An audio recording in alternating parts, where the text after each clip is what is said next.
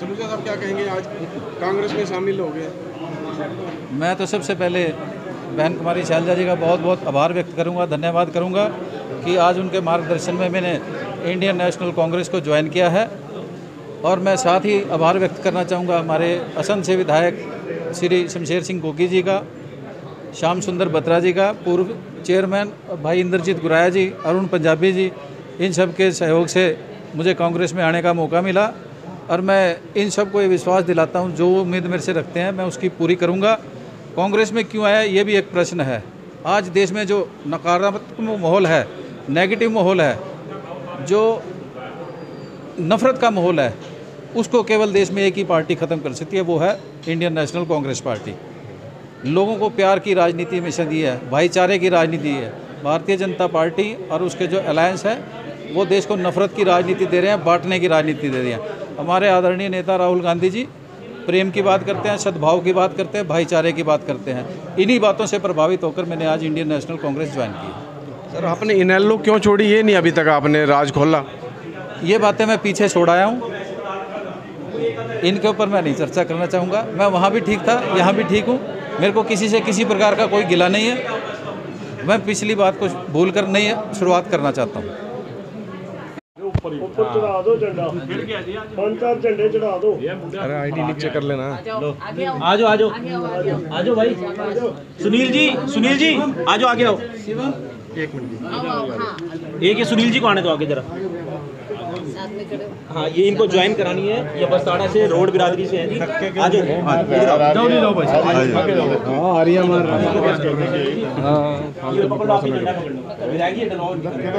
तो ये आईडी नीचे रखना हाथ, बार बार कैमरे में ला रहा है।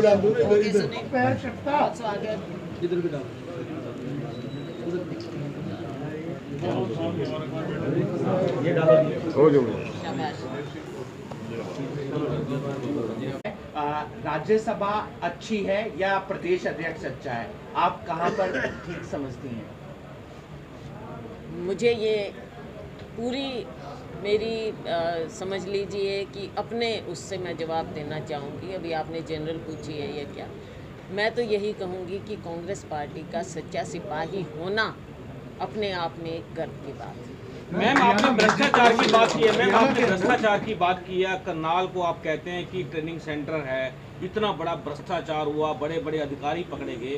कांग्रेस के लोग महंगाई को लेकर प्रदर्शन कर रहे हैं, भ्रष्टाचार को लेकर एक बार भी सड़क पर नहीं उतरे। नहीं, ऐसी बात नहीं है, बिल्कुल उतरे, हमने देखा उतरे हैं, क्योंकि रिपोर्ट हमारे पास आती है, हमारे पास आती है रिपोर्ट, और पूरा भ्रष्टाचार को पूरी तरह से उठाया गया है। लेकिन ये ऐसी चीज़ है, चाहे महंगाई है, चाहे भ्रष्टाचार है, हर रोज़ नई नई बातें आती हैं, तो कांग्रेस इसको उठाती रहेगी। पंजाब में आम आदमी पार्टी ने 300 यूनिट फ्री का एक निर्देश जारी कर दिया है, एक नोटिफिकेशन जारी कर दिया है। किस तरीके से आप देखते हैं, क्योंकि नई सरकार ऑलरेडी कांग्रेस ने किया हुआ था चन्नी साहब, आप बताएं।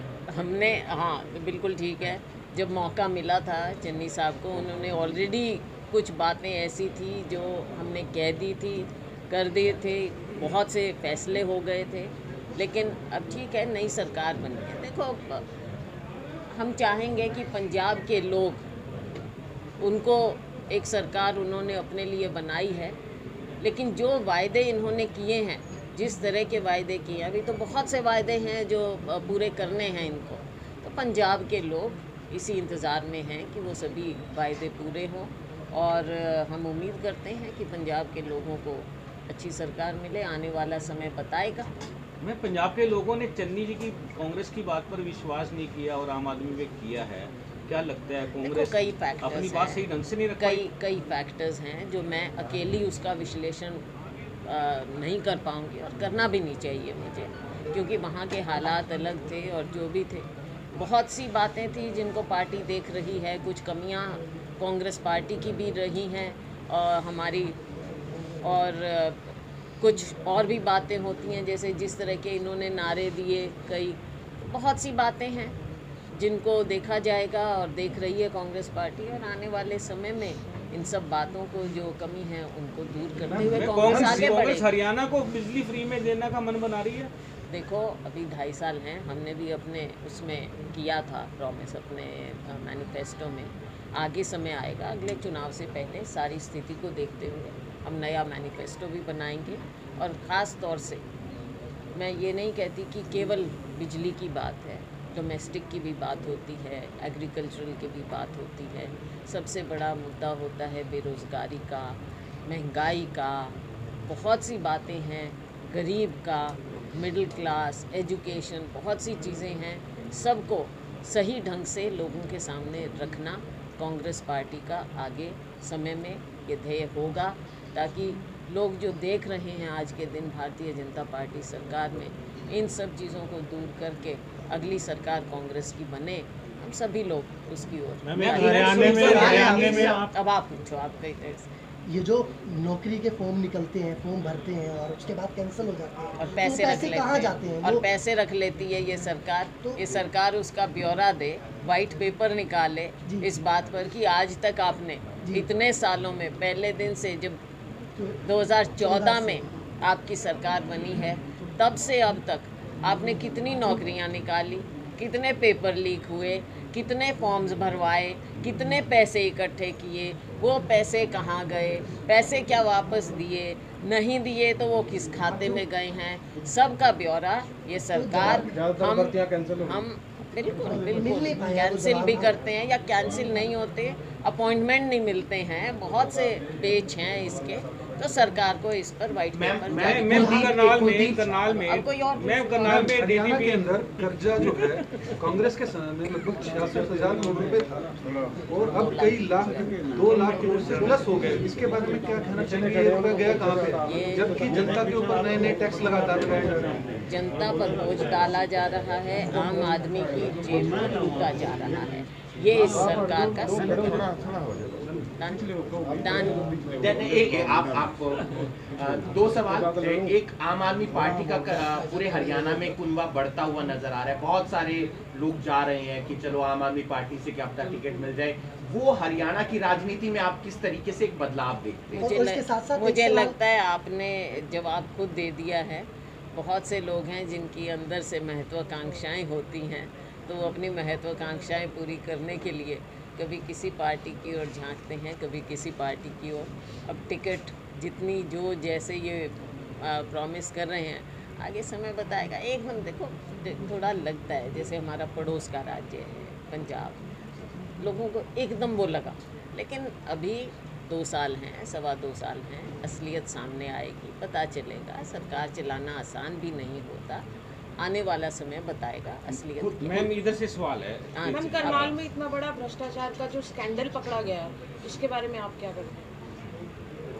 मैं तो समझती हूँ कि करनाल सीएम सिटी भ्रष्टाचार का सेंटर है, कैपिटल है, भ्रष्टाचार का कैपिटल करनाल बना दिया है। और इसका जवाब जो यहाँ के प्रतिनिधि हैं माननीय मुख्यमंत्री जी, वो बताएं कि उनकी नाक के नीचे, क्योंकि जो भी यहाँ पोस्टिंग होती हैं सीधा मुख्यमंत्री जी की सिफारिश से ही होती हैं, उनके जान पहचान से ही होती होंगी। जो उनका दायरा है उनको पहले अपना देखना पड़ेगा कि कैसे आप राज्य को क्या साफ़ सुथरी सरकार देंगे जब आप अपने घर में इस तरह का भ्रष्टाचार होने दे रहे हैं। तो कहीं ना कहीं तारें जुड़ी हुई हैं, छोटी मछली पकड़ने से कुछ नहीं होगा, इनकी तार बहुत दूर तक बहुत गहरी हैं।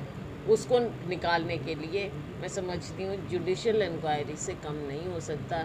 सीबीआई की भी बात हम करते हैं, हमारे साथी भी करते हैं, लेकिन सीबीआई का तो पता ही है, सीबीआई हो, ईडीओ, आईटीओ, वो तो सरकार के ही वो उनको बना रखा है, उनका इस्तेमाल किया जाता है।